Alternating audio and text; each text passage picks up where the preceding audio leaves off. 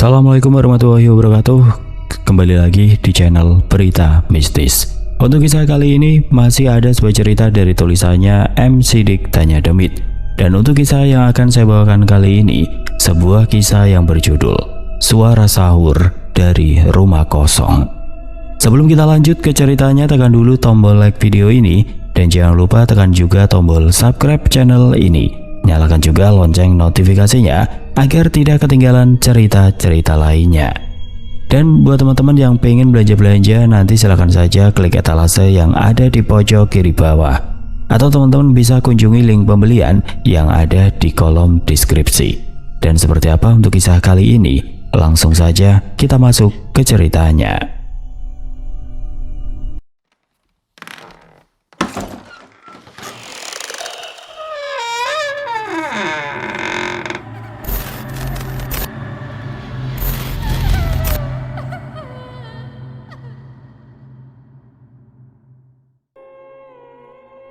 Perkenalkan, namaku Hari. Aku sebenarnya adalah orang yang tidak mudah percaya dengan cerita mistis. Setidaknya itulah yang aku pikirkan saat pertama kali pindah ke kampung ini. Aku yang pada saat itu sedang libur semester, ditugaskan oleh kedua orang tuaku untuk menemani nenek hingga liburanku selesai. Tentu saja hal itu membuatku senang, karena aku bisa menemukan ketenangan selama tinggal di kampung itu. Apalagi kurang dari 1 minggu lagi Ramadan akan datang, dan aku akan berpuasa di kampung bersama nenek yang sudah tinggal sendirian di sana. Kampung nenek memang tidak terlalu besar, hanya beberapa gang kecil yang dikelilingi oleh rumah-rumah yang saling berdekatan. Kampung itu juga berada di tengah-tengah persawahan yang luas, sehingga sedikit terpencil dari kampung yang berada di sebelahnya. Tapi karena itulah kampung tersebut menjadi kampung yang asri. Dan setiap kali aku datang ke sana, aku benar-benar menyukainya. Setiap rumah-rumah yang ada di kampung itu dipenuhi oleh pohon pisang dan pepohonan yang rindang lainnya. Tidak jarang aku bisa menemukan pohon rambutan, pohon jambu, bahkan pohon mangga di halaman rumah warga. Dan para warga selalu memberi buah-buahan tersebut ke tetangga yang ada di sebelahnya. Meskipun akses ke kampung ini sangatlah sulit dengan kontur jalan yang becek saat hujan turun, namun suasananya terasa hangat. Dan aku selalu menikmatinya selama tinggal di sini. Setelah berpamitan kepada kedua orang tuaku, akhirnya aku berangkat menuju kampung nenek dengan motor tuaku. Ketika sampai di sana, nenek menyambutku dengan ramah. Dia tersenyum lebar karena cucu satu-satunya datang dan menemaninya sekarang. Aku membawa banyak bahan makanan untuk sahur dan berbuka ketika Ramadan tiba. Dan nenek sangat senang sehingga dia membantuku untuk menurunkan bahan makanan itu dan membawanya ke dalam rumah. "Cuk, kamu langsung ke kamar saja, tapi maaf, nenek belum bisa bersihkan kamarnya. Kamu bantu nenek bersihin dulu ya," katanya sambil tersenyum. Aku mengangguk pelan sambil membawa kresek berisi kentang dan daging ayam. Dan setelah bahan makanan itu aku simpan di dapur, aku langsung ke kamar yang seringkali aku pakai ketika datang ke rumah ini. Pintu kayu yang sudah sedikit lapuk aku buka, dan seketika kondisi kamar yang terbuat dari kayu tua tercium olehku. Bau ini adalah bau yang khas dari rumah ini, dan aku sangat senang karena aku bisa menciumnya kembali dengan suasana yang tidak berbeda jauh dari sebelumnya. Aku langsung membereskan barang-barangku, menyapu debu-debu yang berterbangan, dan membersihkan sarang laba-laba yang ada di sudut kamar. Beberapa kali nenek datang untuk membantuku, namun aku tolak karena aku masih bisa mengerjakannya sendiri. Dan setelah hampir 1 jam aku di sana, kamarku akhirnya kembali bersih dan nyaman untuk digunakan. Aku pun kembali ke ruang tengah. Di sana nenek nampak duduk dan memakan beberapa cemilan yang aku bawa dari kota. Nenek menanyakan kabar dari kedua orang tuaku, tentang kuliahku, juga tentang kehidupanku di sana. Dia juga bertanya tentang pacarku dan bertanya kapan aku bisa menikah dengannya. Namun aku hanya menjawab bahwa aku fokus kuliah pada saat ini dan akan memikirkan hal itu ketika lulus dan menjadi seorang pekerja. Di tengah-tengah obrolan itu terlihat ada 2 orang yang datang ke rumah nenek. Nampaknya mereka datang karena melihat motorku yang terparkir di depan rumah. "Punten, Harinya ada," katanya sambil berteriak dari luar. Aku yang duduk bersama nenek langsung menoleh ke pintu depan, dan di sana terlihat ada dua orang yang berdiri di depan pintu rumah sambil tersenyum kepadaku yang duduk di dalam. "Rahmat, Udin, apa kabar?" Aku langsung berdiri dan menghampiri mereka. Di sana aku saling bertegur sapa karena sudah lama tidak bertemu satu sama lain. Udin dan Rahmat memang sudah menjadi temanku dari kecil. Tepatnya ketika aku dan keluargaku sering mengunjungi rumah nenek dan aku sering bermain bersama mereka selama aku tinggal di rumah nenek. "Sampai kapan kamu di sini, Har?" tanya Udin. "Ya paling hingga Lebaran, kan nanti juga kedua orang tuaku pulang ke sini. Daripada bolak-balik mendingan nunggu di sini," jawabku sambil tersenyum. Rahmat dan Udin tersenyum lebar ketika aku menjawab seperti itu, dan tidak lama Rahmat berkata sambil melirik ke arah Udin. "Sepertinya tim kita lengkap nih, Din," katanya kepada Udin. "Iya, kalau ada si Hari mah kita nggak akan kekurangan orang di jadwal kita," jawab Udin sambil tersenyum. "Maksudnya lengkap itu gimana, Mat?" tanyaku dengan nada yang heran. Aku heran dengan apa yang mereka bicarakan dan mereka hanya tersenyum melihatku kebingungan pada saat itu. "Sudah, nanti tunggu saja pas kita mulai puasa," kata Rahmat sambil menepuk pundakku. Aku, Rahmat dan Udin tidak mengobrol lama pada hari itu. Mereka berdua tahu bahwa aku baru datang sehingga membiarkanku untuk istirahat sementara di rumah ini. Namun mereka menungguku ketika tarawih pertama di masjid, dan di sana mereka berjanji akan memberitahu atas apa yang mereka katakan tentang tim yang mereka maksud. Setelah beberapa hari aku tinggal di rumah nenek, tepatnya sehari sebelum Ramadan, anak-anak kampung sudah mulai meramaikan masjid setelah sholat maghrib. Mereka biasanya tadarusan sambil menunggu waktu tarawih tiba. Tidak jarang anak-anak yang lebih kecil memilih untuk bermain di halaman masjid. Ada yang perang sarung, ada pula yang main petasan. Suasana awal Ramadan yang sungguh berbeda dengan apa yang terjadi di kota, dan aku benar-benar menyukainya sekarang. Akhirnya tarawih pun tiba. Aku mulai menunaikan sholat tarawih bersama dengan para warga kampung, dan ketika aku pulang, Udin dan Rahmat seketika menghampiriku pada saat itu. "Ri," tanya Udin, "nanti jam 2 subuh kamu datang ke pos ronda. Aku sudah mendaftarkan kamu ke kelompokku untuk membangunkan sahur mengelilingi kampung." Rahmat yang ada di sebelahnya langsung menepuk pundakku lagi. "Iya benar kata si Udin, kita bertiga nanti akan bangunin sahur para warga, dan mungkin itu menjadi pengalamanmu yang tidak terlupakan di kampung ini." Aku kaget mendengar seperti itu, karena baru kali ini aku mendengar bahwa ada orang yang berkeliling untuk membangunkan sahur. Biasanya di tempat tinggalku hanya ada speaker masjid saja yang menyala untuk membangunkan sahur, namun tidak dengan berkeliling kampung. Tapi Rahmat kembali berkata ketika melihatku kebingungan, "Udah tenang, kamu gak perlu khawatir, yang pasti bakal seru deh, karena memang di sini ada tradisi untuk berkeliling setiap waktu sahur, dan kamu harus ikut sekarang." Aku sedikit tertawa kecil mendengar hal itu dari Rahmat. Memang membangunkan para warga dengan berkeliling membuatku penasaran. "Menarik juga. Ya sudah, aku bisa ikut bersama kalian," kataku sambil tersenyum kecil. Tidak terasa hari pertama Ramadan telah tiba. Aku meminta izin kepada nenek untuk ikut Rahmat dan Udin di pos ronda. Di sana nenek tersenyum karena aku diikut sertakan dengan tradisi kampung pada saat itu. "Hati-hati di jalan ya, Cu. Jangan macem-macem," kata nenek sambil tersenyum. "Maksudnya, Nek?" tanyaku yang agak sedikit bingung dengan kata-katanya. Nenek kembali tersenyum tipis, selalu dia berdiri dan mengusap rambutku. "Pokoknya jangan usil kalau melihat atau mendengar sesuatu yang aneh." Setelah itu nenek langsung pergi meninggalkanku di sana. Dia kembali ke kamar karena dia harus tidur cepat agar tidak telat untuk bangun sahur. Sedangkan aku kini hanya mengangguk pelan meskipun tidak sepenuhnya mengerti apa yang dimaksud olehnya. Tepat jam 2 pagi aku kembali terbangun dan mulai berkumpul di pos ronda bersama Rahmat dan Udin. Di sana juga ada pemuda lain, rupanya itu adalah adik Udin bernama Wawan yang umurnya tidak jauh beda dengannya. Setelah berkenalan dan mengobrol sebentar, akhirnya kita berempat mulai berjalan mengelilingi kampung tepat jam 3 pagi. Aku, Rahmat dan Udin berteriak, sedangkan Wawan memukul kentongan sepanjang jalan. Suasana di kampung masih gelap ketika aku berkeliling bersama mereka. Di beberapa jalan aku harus memakai senter karena tidak ada penerangan sama sekali. Hanya beberapa jalan yang terang, itu pun diterangi oleh lampu 5 watt yang menyala di depan rumah warga.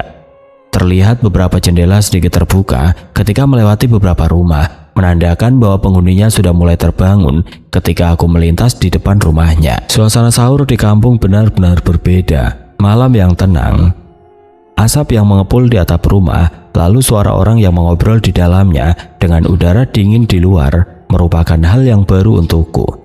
Jujur aku mulai menikmati tradisi ini, karena tradisi ini tidak ada di kota tempatku tinggal.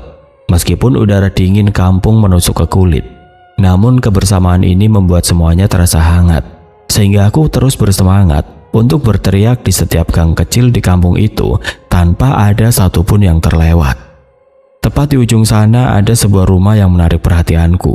Rumah itu letaknya persis di ujung jalan kampung ini, sebuah rumah tua yang tampak gelap dibandingkan dengan rumah-rumah lainnya.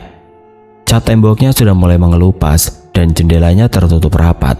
Halamannya nampak penuh dengan ilalang dan tumbuhan liar, seolah-olah tidak ada yang merawatnya selama bertahun-tahun. Aku sudah beberapa kali tinggal bersama nenek dari semenjak aku kecil, namun baru kali ini aku berkeliling kampung hingga ke rumah ini. Aku pun mulai mendekat dan mulai berteriak agar pemilik rumah itu bisa terbangun.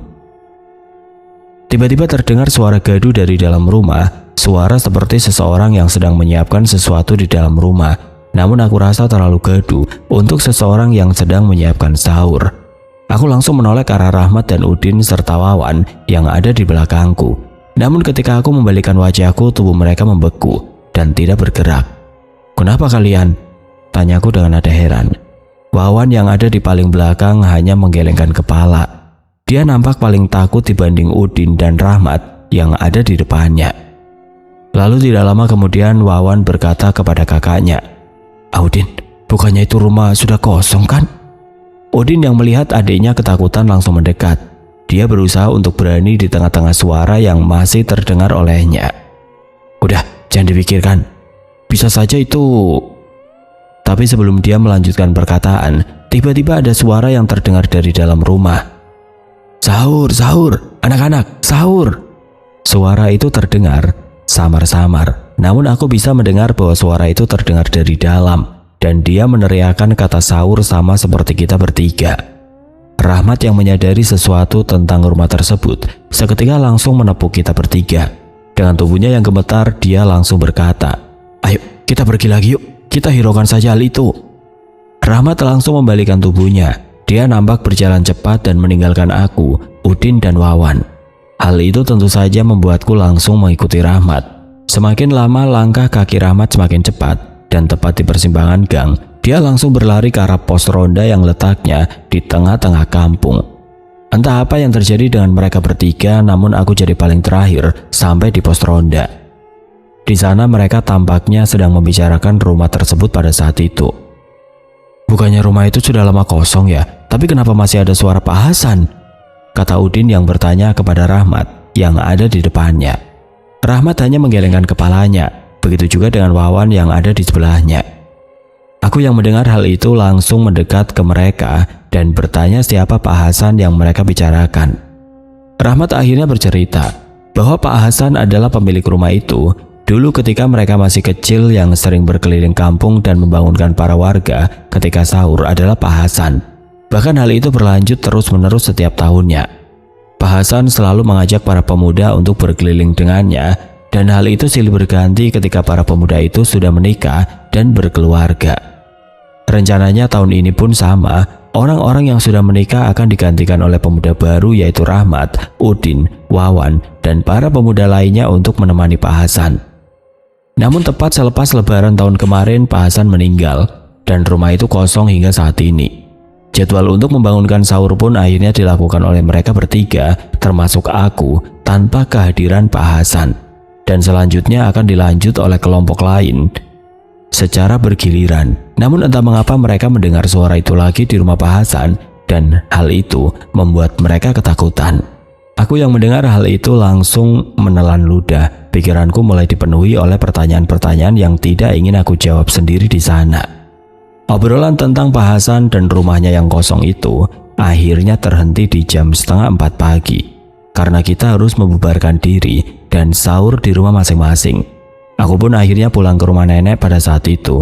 namun pikiranku masih tertuju pada cerita Pak Hasan. Apakah benar suara gaduh dan suara sahur itu dari jiwa Pak Hasan, ataukah ada penjelasan lain tentang hal tersebut? Di saat aku kembali ke rumah nenek dan mulai makan sahur bersamanya, nenek seperti melihatku seperti gelisah atas apa yang terjadi. Dengan nada yang pelan, dia bertanya tentang apa yang terjadi. "Kenapa, Cu? Sepertinya kamu tidak tenang. Apa ada sesuatu selama kamu berkeliling?"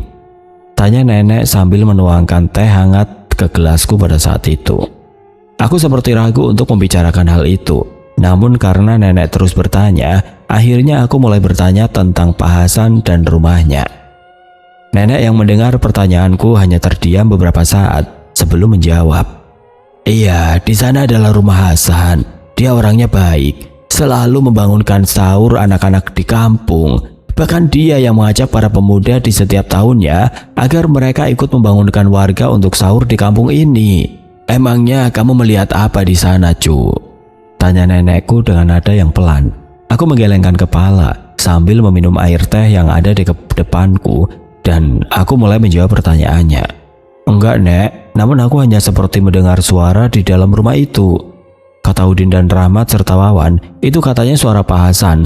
Padahal dia sudah meninggal lebaran kemarin." Nenek hanya tersenyum tipis ketika mendengar hal itu. Sambil menatap kedua mataku, dia lalu berkata kembali, "Mungkin ada beberapa orang yang tidak pernah pergi, Cu. Mereka punya kenangan tentang apa yang mereka lakukan, dan hal itu adalah hal yang biasa di kampung ini."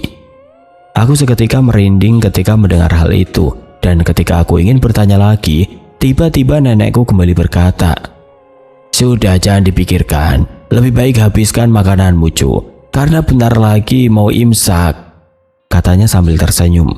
Aku kembali tidur ketika selesai sahur, namun cerita tentang Pak Hasan masih melekat di pikiranku pada saat itu. Hingga tepat jam 10 pagi aku kembali keluar, mencoba mencari tahu tentang rumah Pak Hasan yang ada di ujung gang tersebut. Kampung itu nampak sepi ketika puasa pertama. Mungkin karena sebagian warga pergi ke sawah dan ladang, dan sebagian lagi memilih untuk tinggal di rumah seharian, sehingga tidak ada aktivitas warga di sana.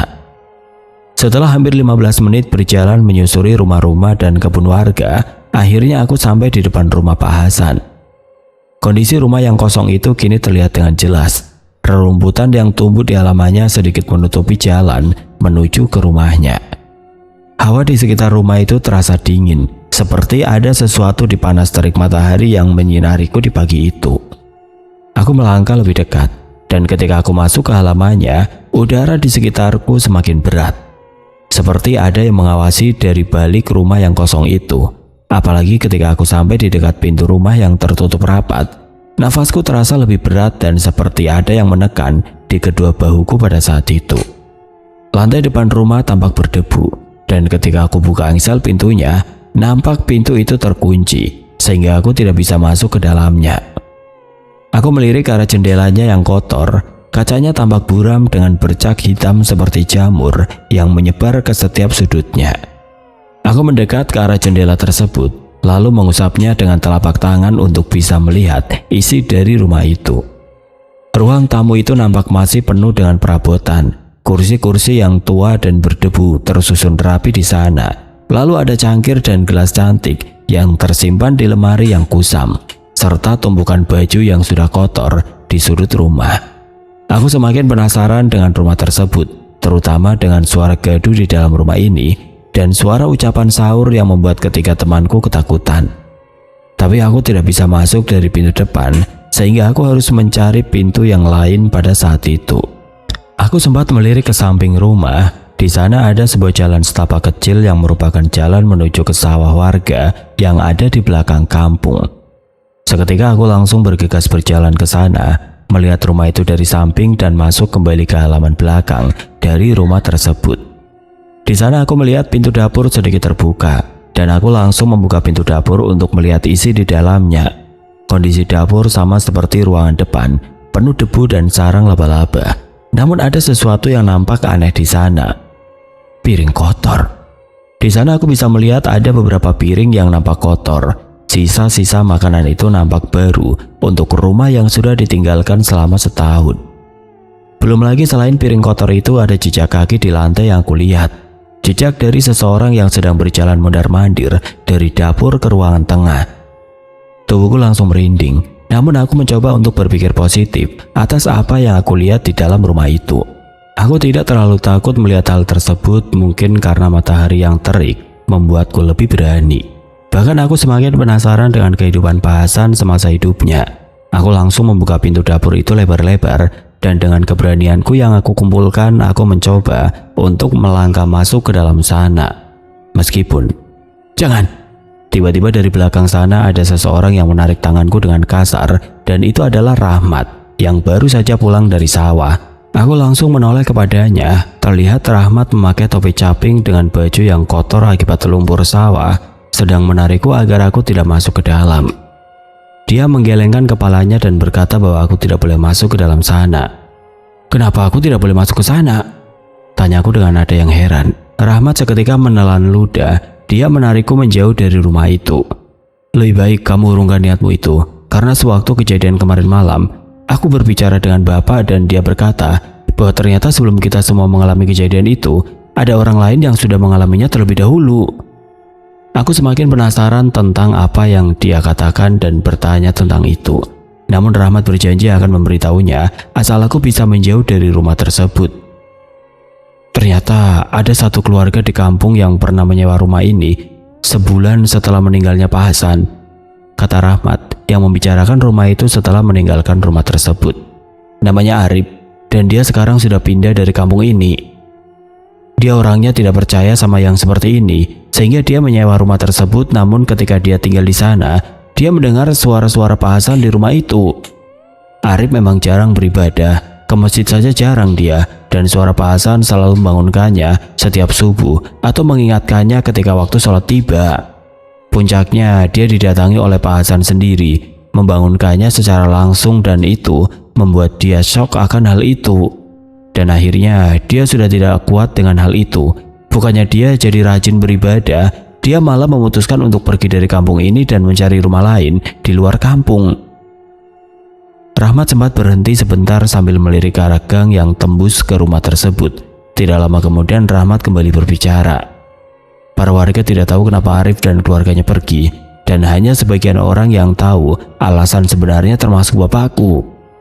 Jantungku berdetak kencang ketika mendengar cerita tersebut. Rasa penasaranku semakin besar karena aku tidak tahu kenapa dia masih diam di sana meskipun dia sudah tiada. Satu hari berlalu begitu cepat, dan hari itu adalah bagian kelompok lain yang berkeliling untuk membangunkan para warga ketika sahur. Namun ternyata bukan kelompok kami saja yang mengalami kejadian aneh di rumah Pak Hasan. Rupanya kelompok lain juga mendapatkan hal yang sama. Bahkan kali ini Badru yang merupakan teman dari Rahmat bercerita bahwa dia melihat Pak Hasan keluar dari rumah itu dan meneriakkan sahur di sekeliling rumah. Badru yang dekat dengan Pak Hasan semasa hidup melihat dengan jelas dia keluar dari pintu dapur dan melayang di jalanan setapak pinggir rumahnya. Pakaian yang dia kenakan sama persis dengan pakaian semasa dia hidup, dan hal itu membuat kelompok mereka kembali ke pos ronda karena ketakutan akan hal tersebut. Cerita itu akhirnya menyebar luas ke seluruh kampung. Pak Hasan menjadi pembicaraan para warga ketika mereka bekerja di sawah dan ladang ketika siang tiba. Bahkan ketika selesai berbuka, nenek yang mendengar cerita itu memperingatiku tentang kejadian yang menimpa Badru. "Jo, kamu tahu kan kegaduhan ini? Jadi nenek harap kamu tidak berpikir aneh-aneh tentang Pak Hasan, karena mau bagaimanapun dia orang baik dan semua orang kampung tahu akan hal itu. Tapi untuk jaga-jaga, karena malam ini adalah tugas kamu bangunin sahur, kamu hati-hati ya. Lebih baik jangan ke rumah Pak Hasan, di sekitaran sini saja," kata nenek yang terlihat sedang melipat mukena untuk tarawih pada malam itu. Aku hanya bisa mengangguk pelan. Aku sendiri tidak berpikir buruk dengannya, malah ketika mendengar cerita Pak Hasan dari Rahmat dan orang-orang di kampung, itu malah membuatku semakin penasaran. Kenapa orang sebaik dia tiba-tiba membuat geger satu kampung? Gumamku ketika aku memikirkan tentang Pak Hasan. Itu sebenarnya yang membuatku semakin penasaran. Apakah ada sebuah pesan yang dia ingin sampaikan? Atau ada sesuatu yang lain di akhir hidupnya? Akhirnya semua pertanyaan itu terbawa kembali olehku hingga aku datang ke pos ronda untuk bertemu dengan Rahmat, Udin, dan Wawan di sana. Mereka nampaknya sudah siap. Bahkan Wawan kini membawa senter besar daripada membawa pentungan yang ada di pos ronda. Ketika aku tanya, dia lebih aman membawa itu untuk menghindari tempat-tempat yang gelap, dan aku hanya bisa mengangguk dan tersenyum ketika mendengar jawaban darinya. Kami semua akhirnya mulai berkeliling kembali, mencoba membangunkan para warga yang tertidur lelap di dalam rumah-rumah mereka. Kami berkeliling dari rumah ke rumah, gang demi gang, hingga akhirnya tepat ketika kami masuk ke salah satu gang, tiba-tiba, "Sahur!" Suara itu terdengar, suara yang terdengar samar dan berat layaknya orang tua yang sedang berteriak dengan suaranya yang hampir habis. Suara itu terdengar dari ujung gang, dan aku yang mendengar suara itu tahu bahwa itu suara dari Pak Hasan. Semua orang terdiam sejenak, dan Rahmat seketika menarik tanganku yang berada paling depan. "Jangan berhenti, kita belok," katanya dengan nada sedikit panik. Aku mengiyakan ajakan Rahmat dan langsung belok ke persimpangan yang tidak jauh dari sana. "Itu jelas banget suara Pak Hasan. Masa dia kembali keliling? Padahal rumahnya kan di ujung sana," tanya Udin yang berjalan cepat di belakangku pada saat itu. Wawan yang memegang senter besar merasa penasaran. Dia langsung berbalik dan menyorotkan senternya itu ke ujung gang. Namun Udin langsung menepuk tangannya dan menyuruhnya agar tidak membalik tubuhnya ke belakang. Kami berempat akhirnya kembali ke pos ronda, dan di sana kami semua baru bisa beristirahat tenang. Semuanya nampak terdiam dan tidak berkata apa-apa.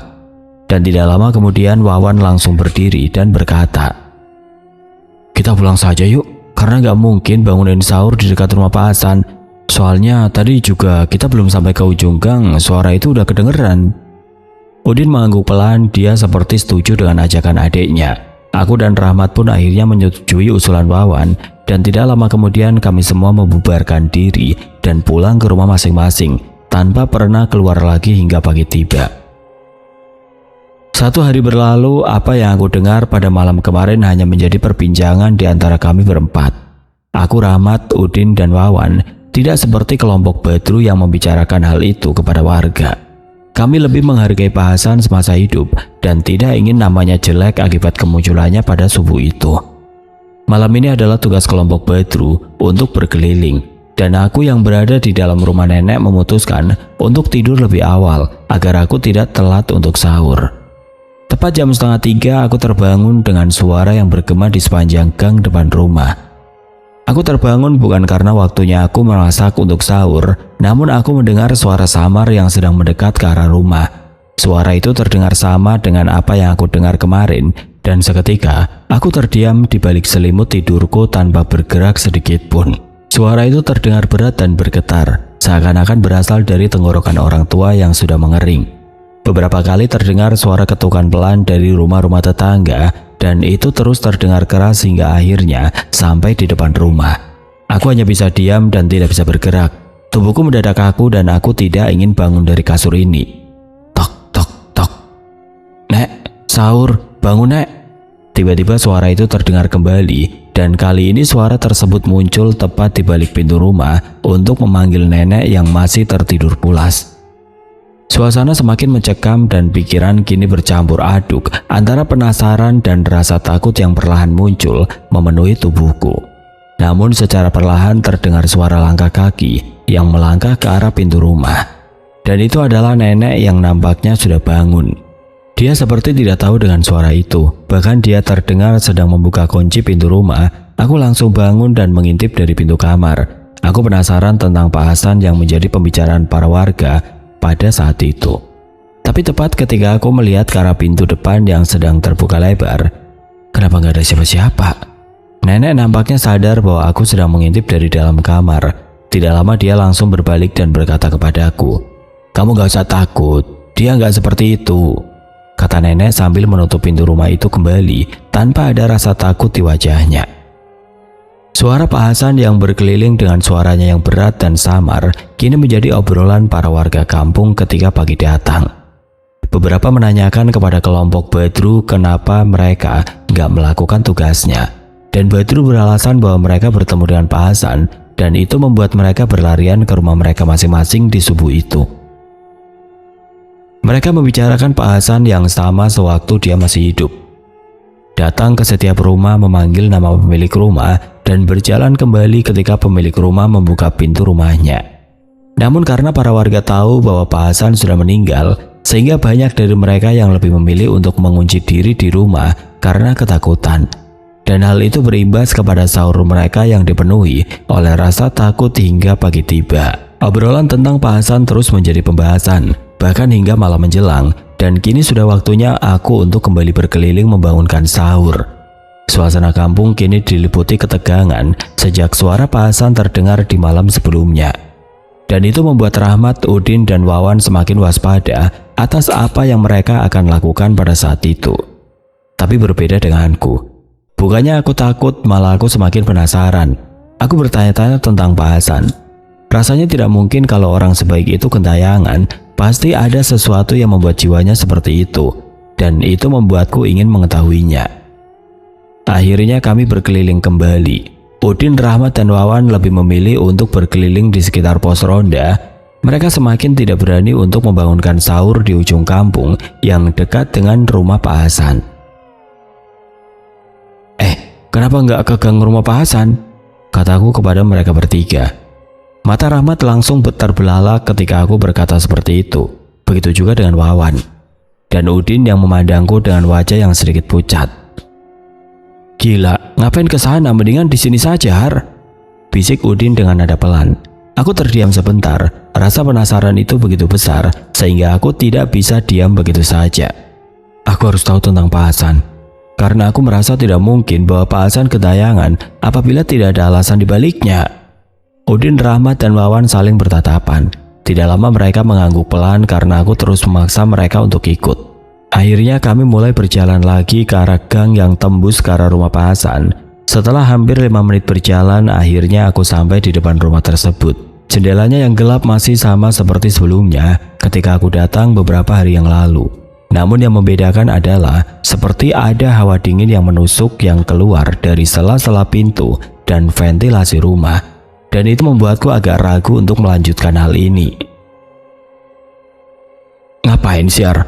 Kamu di depan rumah Pak Hasan? Kata Rahmat yang nampak sedikit ketakutan. Iya, udah tahu kemarin Pak Hasan keliling kampung, kamu malah nantangin. Tambah Udin yang kini berdiri jauh di halaman depan rumah tersebut bersama Wawan. Aku hanya menoleh kepada mereka sebentar, namun aku kembali lagi melihat rumah kosong itu. Aku benar-benar penasaran sebenarnya kenapa Pak Hasan melakukan hal ini, padahal dia semasa hidup adalah orang yang baik menurut para warga kampung. Aku kembali ke halaman, berjalan sebentar ke samping rumah dan masuk kembali ke halaman belakang. Udin, Rahmat, dan Wawan nampak mengikutiku. Wajah mereka tampak pucat dan tidak berani mendekat kepadaku. Namun tepat ketika aku berjalan di belakang rumah, tiba-tiba dari arah pintu dapur yang terbuka muncul sosok Pak Hasan yang melayang keluar. Dia mengenakan pakaian yang sama seperti ketika dirinya yang masih hidup. Tubuhnya nampak kurus, matanya cekung, namun senyumannya nampak hangat meskipun tetap saja menyeramkan untuk dilihat. Kemunculan Pak Hasan tentu saja membuat Wawan, Udin, dan Rahmat berteriak. Mereka bertiga langsung berlari meninggalkanku sendirian di sana. Aku mencoba untuk bertahan, meskipun aku seperti tidak sanggup untuk menatap matanya. Namun aku berusaha tetap berdiri di sana dengan sosok Pak Hasan yang melayang beberapa meter di depanku. Kenapa mereka pergi? Bukannya mau pada bangunin sahur? Pak Hasan dengan suara beratnya langsung bertanya kepadaku, dan aku langsung menjawabnya dengan pertanyaan yang selama ini muncul di dalam pikiranku. Pak, kenapa Bapak masih di sini? Kataku yang balik bertanya kepadanya. Pak Hasan langsung memandangiku. Dia seperti menatapku lama. Bahkan dia memiringkan kepalanya pada saat itu. Setelah beberapa detik dia melihatku lalu tersenyum pelan. Dan tidak lama dia berkata kembali, aku masih ingin membangunkan warga kampung seperti tahun-tahun sebelumnya. Aku yang mendengar hal itu hanya bisa terdiam sebentar. Wajahnya yang pucat membuatku hanya bisa menunduk tanpa bisa menatap wajahnya. Tapi itu bukan tugas Bapak lagi. Pak Hasan sudah seharusnya pergi. Pak Hasan menghela nafas panjang, wajahnya tampak sedih ketika mendengar hal tersebut. Kalau bukan aku, lalu siapa yang membangunkan sahur? Aku menarik nafas dalam-dalam. Aku harus kuat dan sebisa mungkin untuk tidak berlari di depan wujudnya yang menyeramkan itu. Sudah ada pengganti, Pak. Anak-anak muda sudah bergerak melanjutkan tugas rutin Pak Hasan dan Pak Hasan tidak perlu lagi mengajak mereka. Hal itu mungkin akan menjadi tradisi untuk meneruskan tugas Pak Hasan setiap Ramadan dan Pak Hasan tidak perlu khawatir lagi. Pak Hasan menatapku dalam keheningan yang panjang. Angin malam berembus lebih dingin dari sebelumnya, bahkan kini menebarkan dedaunan kering yang ada di sekitarku. Namun di antara hawa dingin itu ada senyum yang muncul secara perlahan yang terlihat jelas olehku. Dia menatapku sambil tersenyum lebar, bahkan matanya seperti berkaca-kaca di depanku pada saat itu. Syukurlah kalau seperti itu, aku bisa pulang dengan tenang sekarang. Terima kasih, Nak. Sampaikan salamku kepada nenekmu ya, katanya dengan suara yang semakin lirih. Tubuh Pak Hasan tiba-tiba memudar seperti asap yang tertiup angin. Dan sebelum seluruh tubuhnya menghilang, aku mulai berani menatapnya. Tubuhnya benar-benar menghilang dan rumah Pak Hasan kini kembali sunyi dan hanya diterangi oleh cahaya bulan yang redup. Aku berdiri di sana untuk beberapa saat, seperti sedang meresapi perasaan yang aneh di dadaku. Aku tahu Pak Hasan akhirnya telah menemukan jalannya. Aku berharap setelah ini para warga kampung tidak ketakutan lagi oleh Pak Hasan dan kampung ini semakin bisa kembali tenang. Setelah kejadian itu tidak ada lagi kabar bahwa Pak Hasan muncul di orang-orang yang sedang membangunkan sahur. Dan apa yang dilakukan Pak Hasan menjadi sebuah kewajiban bagi para pemuda setiap Ramadan tiba. Oke teman-teman, sekian untuk kisah kali ini. Bagaimana menurut kalian tentang kisah ini? Tulis komentar kalian di kolom komentar. Dan buat teman-teman yang baru bergabung, jangan lupa untuk like, comment, share, serta subscribe channel ini. Dan nantikan kisah-kisah horor berikutnya tetap di channel Berita Mistis. Wassalamualaikum warahmatullahi wabarakatuh.